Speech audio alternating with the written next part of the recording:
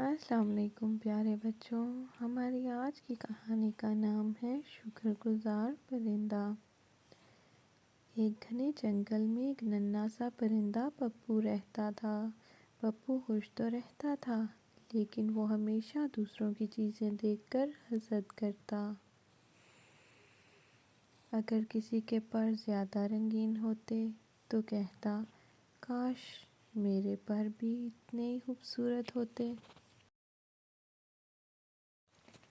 ایک دن پپو اڑتے اڑتے ایک صحرا میں جا پہنچا۔ وہاں نہ درخت تھے نہ پانی۔ پپو کو بہت پیاس لگی، لیکن پینے کے لیے کچھ نہیں تھا۔ وہ تھک کر ایک پتھر پر بیٹھ گیا اور رونے لگا، کاش میں اپنے جنگل میں ہوتا جہاں مجھے سب کچھ ملتا تھا۔ تبھی ایک کوّا وہاں آیا۔ پپو نے اس سے پانی کا پوچھا۔ کوّا بولا، یہاں کچھ نہیں ملے گا، اللہ کا شکر کرو کہ تمہارا گھر سرسبز جنگل میں ہے۔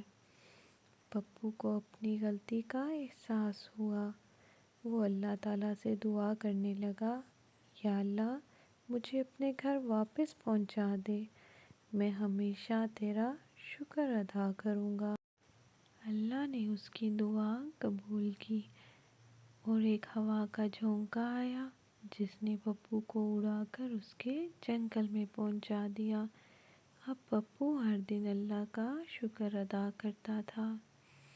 سبق: ہمیں ہمیشہ اللہ کا شکر ادا کرنا چاہیے، کیونکہ جو نعمتیں ہمارے پاس ہیں وہ بہت قیمتی ہیں۔ تو پیارے بچوں، آج ایک پرندے کی کہانی سے ہم نے کیا سیکھا کہ ہمیں ہر حال میں اللہ تعالیٰ کا شکر ادا کرنا چاہیے۔ ہمیں اپنے دوستوں کو دیکھ کر یہ نہیں کہنا کہ یہ چیز تو ہمارے پاس ہے ہی نہیں، اس سے اللہ تعالیٰ ناراض ہوتے ہیں۔ ہمیں ہر حال میں اللہ تعالیٰ کا شکر ادا کرنا ہے۔ تو آج سے ہم سب اللہ تعالیٰ کا شکر ادا کریں گے۔ اللہ حافظ۔